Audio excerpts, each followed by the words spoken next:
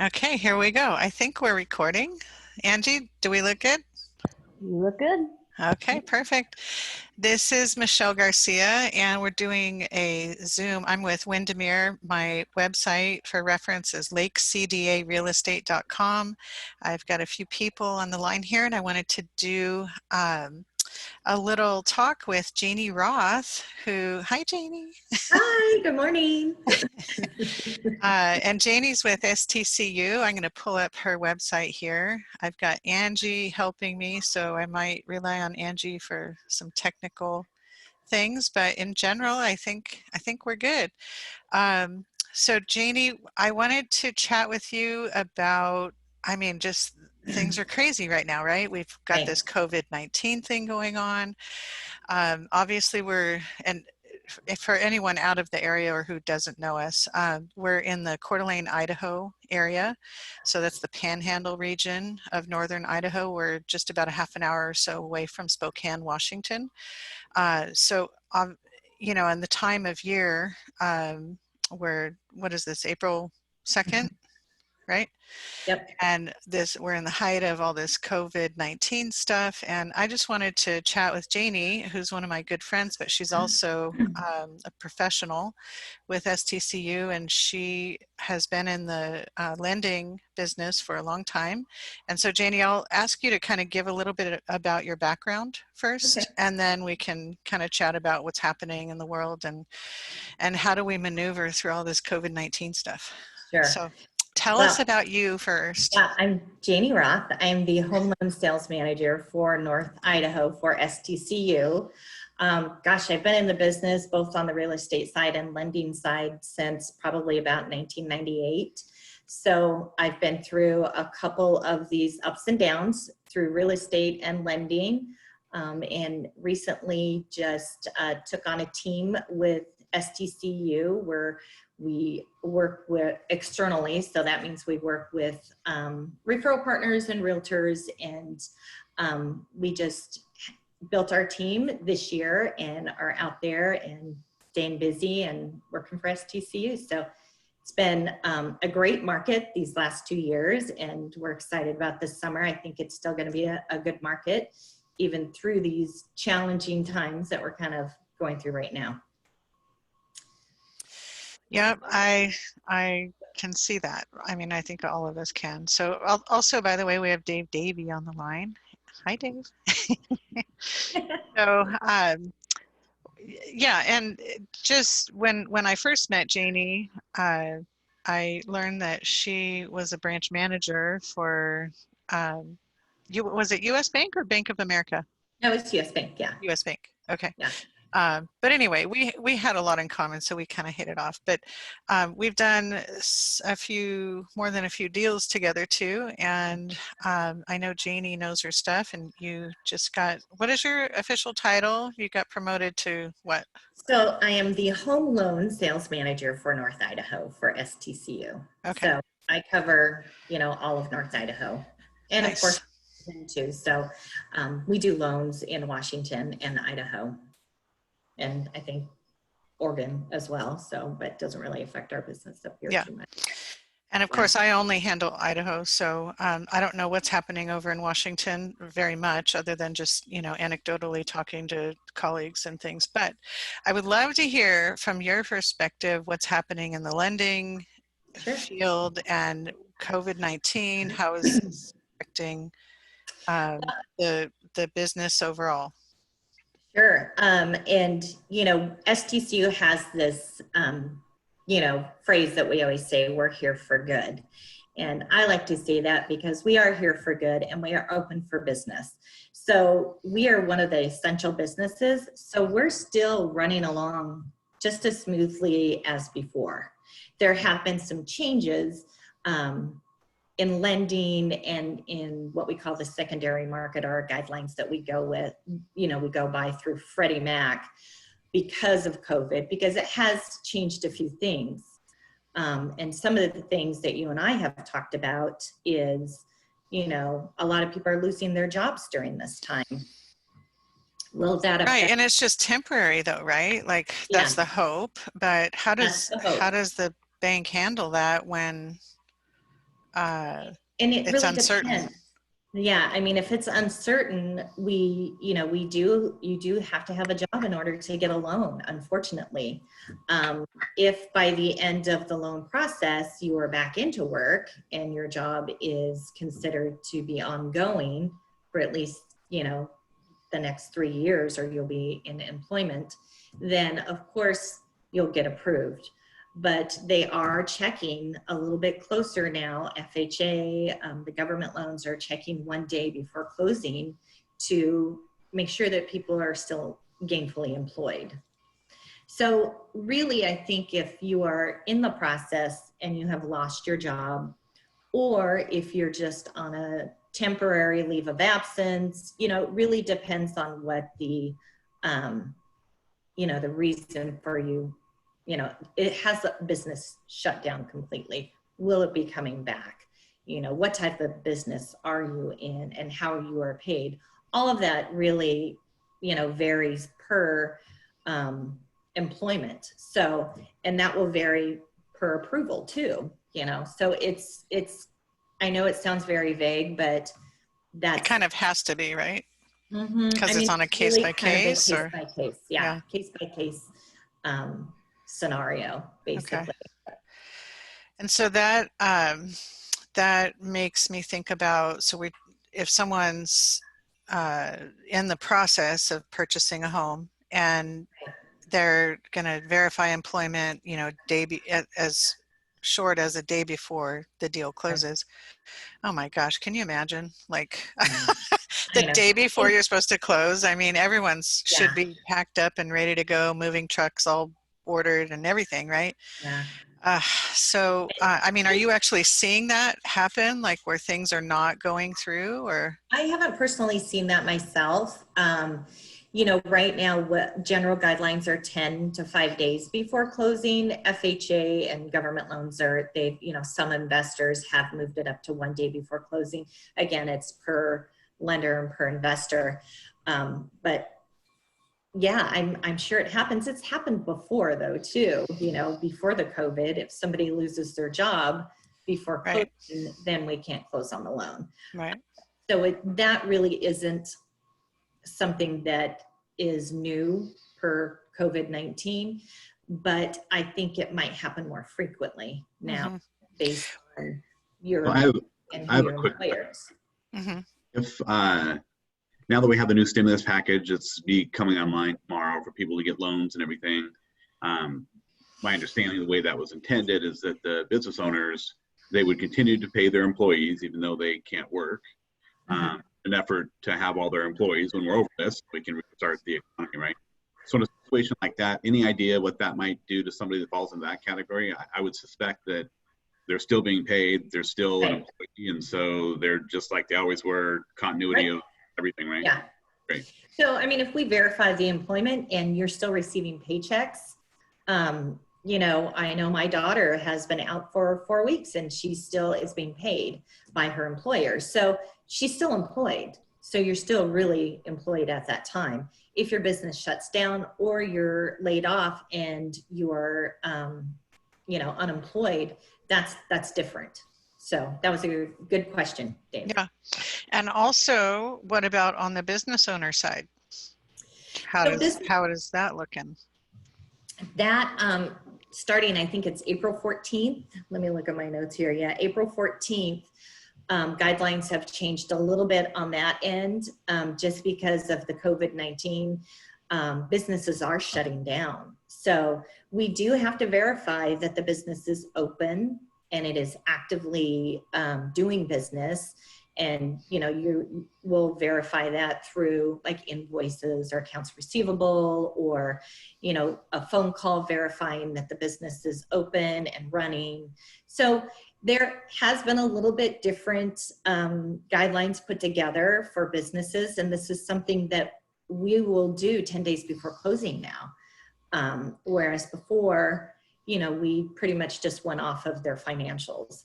So, and made sure that the business was in business. Of course, we checked that, but now it's being verified through receipts and invoices, business, appointments or estimates that you can see based on what kind of business. Sure. So Yeah, I mean, that will be changing. I Yeah. can imagine. I mean, there was one restaurant downtown, they were saying they lost 90% of their business overnight, you know, when they had the what do they call it? Shelter in place order. So, yeah, scary stuff. Okay, well, I have one more question. In regards to some of the changes that have already occurred and maybe what you see, you could forecast down maybe the next few weeks or whatnot. How are the requirements and stuff changing for a debt to income ratio or minimum credit score? And have you seen those change and new things been in place yet, or what do you anticipate?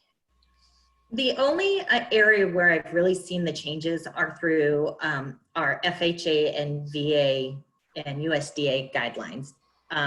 FHA has increased their credit score, where really if you had somebody that was a little more credit challenged and maybe had, you know, not to, you know, lower down payment, we would kind of look at FHA for those borrowers. Well, now the credit score requirement is now 680, where it used to be down to 620 or 600, depending on the investor.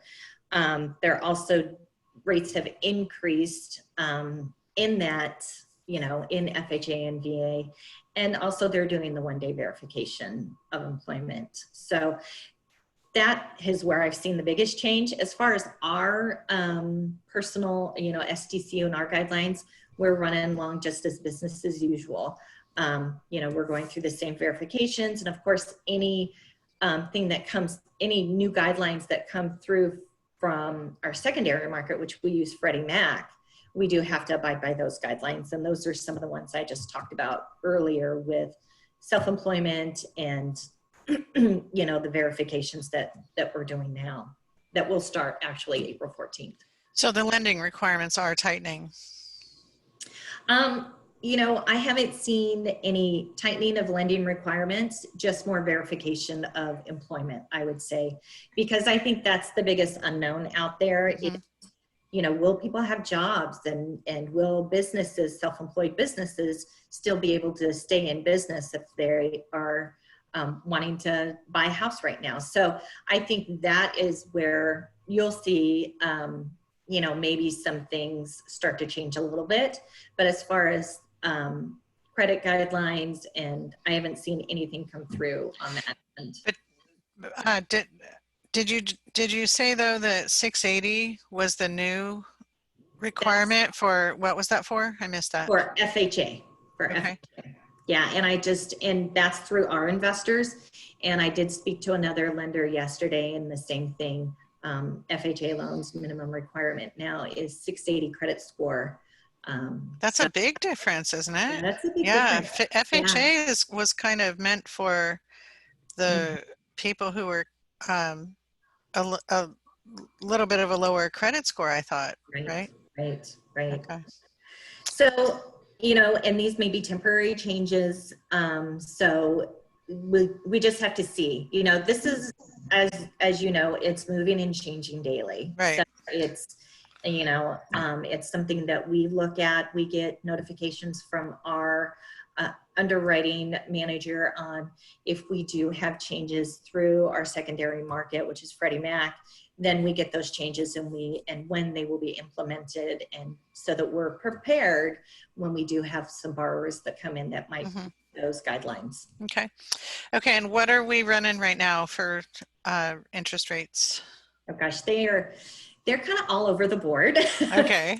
I mean, daily they go up and then they come back down. They go up and come back down. Well, you had a big giant refi boom, right? And we did, yeah. And then they went right up after. So it's kind of, so they're very volatile right now. So depending on the market, and you know how the stock market and the financial markets are up and down as well. So right now rates they're really good, between, you know, a kind of a range between 3.25% and 3.5%, depending on qualifications and what you qualify and loan, and, you know, but that's so many variables, but in general. Yeah, there's so many variables that go into quoting rates. I don't really like to quote like direct rates, but generally that's kind of where they're falling in, is between 3.5 and or 3.25 and 3.5 up to 3.8, just depending. So we're well under 4. I mean, that's We are today. Now Friday right. is a story. So like I said, they're Okay.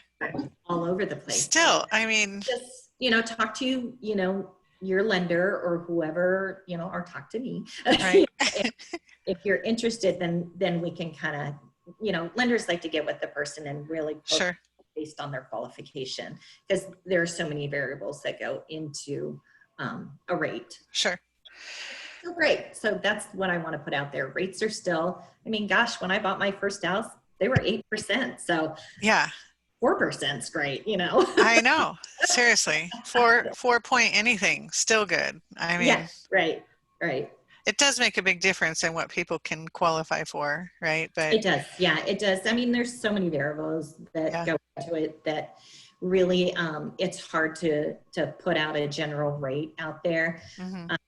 But just to know, they're in the mid 3s to the 4, and they're still very low. And you can always go to our website, stcu.org, click on rates, and get the most current rates. So let me do that real quick. Well, while you're doing that, Michelle, I'll ask Janie another question. With the new kind of scrutinization and changing of, debt to income and all the different stuff that's going on, specifically on the FHA and loans like that, how is that affecting processing time, and what should people expect if they enter into a contract in terms of, maybe they bought a house 3 years ago and it kind of went normal? Is it still going to go normal, or should that be extended, or what would be the Yeah, I mean, we're still closing. Our turn times are still very good. We're closing loans between 30 and 45 days, just as normal. I think one of the things that are really helping us is we're seeing a lot more appraisal waivers for purchase and refinances, because I think with the current environment, of having an appraiser come out to the house, I think that they've really, through our, what we call our loan product advisor system that we use, we're seeing a lot more appraisal waivers come through, which will speed up the processing as well. If you don't have to wait for an appraisal, that's true. You're processing. So that's really helping. Right now we are in a refi boom. So, we're very, very busy, as I'm sure everybody is very, very busy. We do put purchases first. So we do take those as a priority so that we can get those closed on time. Sweet. Okay. You mentioned something about on STCU's main page, a little relief. So tell us about this. So you're on our page right now, I can't really see financial assistance. So anyone who is a member of STCU and they are experiencing some hardship, we do have some relief sources available.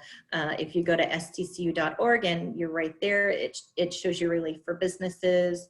If you're having a hard time making your payments, we do have what we call our Financial Relief Solutions Department that will help you through any hardships you may be having at this time. So now I've heard Janie Roth that what was the deal? I don't know the term you guys use for it, but essentially like a little mortgage vacation for a couple months is possible. Is that just institution by institution, or is that across the board where you can add on? I actually had someone tell me they've done this, not just they heard about it. They've done it with their lender where they took 2 payments and just added it to the end of the loan. And so they have, these next 2 months where they don't have to make a payment. So that's a mortgage forbearance, and we do have that for our members. You just need to, again, go to stcu.org, and there is a section on there that you can get assistance with that. Okay. All of our information is on our website, and if you need help with, making credit card payments or making your home loan payment or auto payment or any type of relief that you need, we're here to help you. So the best resource that we have is go either call our contact center or go to stcu.org and look at that financial relief. Okay. And then let's just talk about loans in general. So you guys do FHA, VA, all the USDA. government, USDA. Oh, you do USDA? Yeah, we do. Yeah. Oh, okay. And then the regular conventional, right? So conventional standard loan, how high can you go before you get to the jumbo level? Gosh, I think it's 510 something. I'm not around there somewhere. It's around 510. Yeah. Okay. They always put like it's like different, you know, 510. Sure. So it's up to around 510. Okay. And as far as our conventional, we do have some portfolio products that work really well for borrowers, you know, that maybe don't want to go FHA or USDA. You know, we have our first-time homebuyer program that only requires 3% down, you know, based on qualification, of course. And then we have a 0 down program too, and that's based on qualification as well.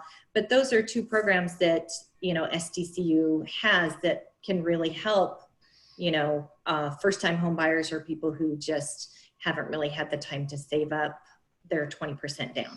But for a regular conventional loan, what are you, like 5%? Or I know 20% 5%. is pretty typical for the best rate, right? Yeah, for 20% down, you know, is great because you don't have mortgage insurance, private mortgage insurance added onto your loan.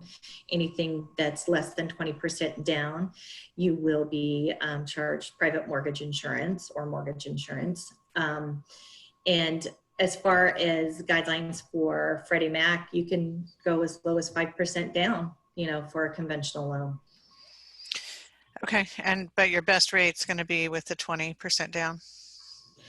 Yeah, I mean, you know, of course, based on qualification, Sure. You know, of course, there's different things that go into the best rate, not just your down payment. It's, you know, your credit score and, you know, your what we call the debt to income ratio, how much debt you have compared to the income and the new payment you want to make. So all of those kind of pull into the rate scenario, which is why it's so hard to directly quote a rate and put one out there. Sure. So, but you know, 5% down is the minimum for Freddie Mac. We also have another program that's kind of nice for people who don't have that 20% down but don't want the private mortgage insurance. Is we have a 10% no MI, so no mortgage insurance program that you can you know, based on qualification that you can use to purchase a home as well, which is kind of sweet. Want that extra mortgage insurance. Yeah, which is a big deal, right? Yeah. I mean, yeah, it ends up being really a lot. saves you some money. Yeah. Okay, cool. Dave, anything I missed? No, not at all. But a couple quick questions, just since we're in the kind of general loan category now. At STCU, do you guys do your own underwriting in-house? Yes. Our headquarters are right in Liberty Lake. We have our processing and underwriting. We also service all of our conventional loans in-house. So your loan, if you do conventional, stays with STCU, which is nice. I know a lot of people love that because they want their loan to be sold 3 or 4 times to different servicing, you know, companies. So that's one of the nice things about STCU as well. And what about land loans? We do land loans. They do need to be what we call improved land. So they do have to have a water source on there. You know, it's a 5-year balloon amortized out for 20 years. So your payment is based on a 20-year loan, but in 5 years, you will have a balloon payment unless you roll it into a construction loan. And again, based on how many acres, it requires either 25 or 35% down. Okay. And do you guys do manufactureds? I don't know if we've talked about that. We do manufactured on real property. Right. So they have to be permanently affixed. Can't, they haven't, if, they can't have been moved. Sure. They also have to be after 1976. So. Okay. And, are the down payment requirements similar to, like, is that considered a conventional loan or? You can go through FHA, or you can go through, we do have a conventional product at STCU where it just requires 5% down. For the manufactured? Right. Set as real property with the other things you talked about. Okay. Yes. Oh, sweet. Yeah. Okay. I mean, that's becoming more of a thing, I think. So Yeah. for some people, especially if they want to be on property, and some of those newer ones are surprisingly nice. They are nice. They are nice. So, all right. Let's see. I think I covered everything, Dave, unless you have anything Okay. else. Yeah, it was great. Okay.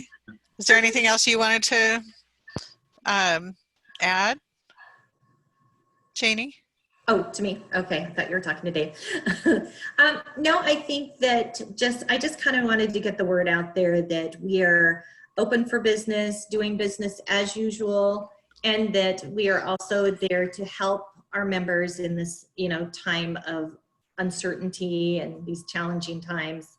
And if you have any questions about anything, please feel free to reach out to me anytime. I'd be happy to answer any questions. Awesome. And then, by the way, I have gone to this page, but didn't say it out loud. So is it stcu.org/Janie Roth or Janie R.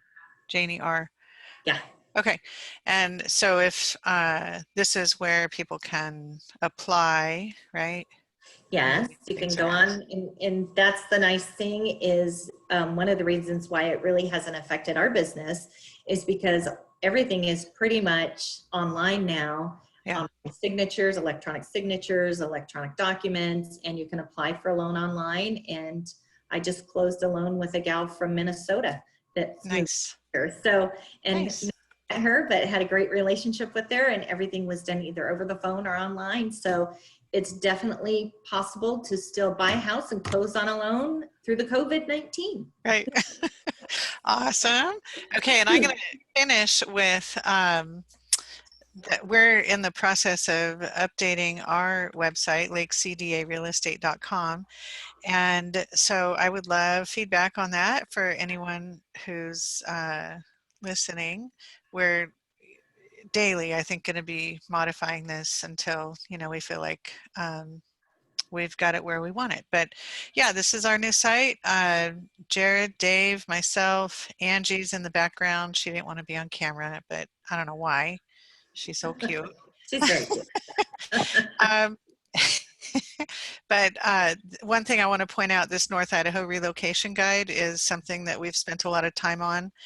So you can download that for anyone. You can share that with people who are from out of the area. It's super helpful with just telling about our area. And also there's a bunch of resources in there with phone numbers and contacts and things for everything from education, hospitals, voting places, and all the title companies, builders. There's just a bunch of resources in there. So I would encourage you to download that or send the link to someone if they're thinking about moving to the area.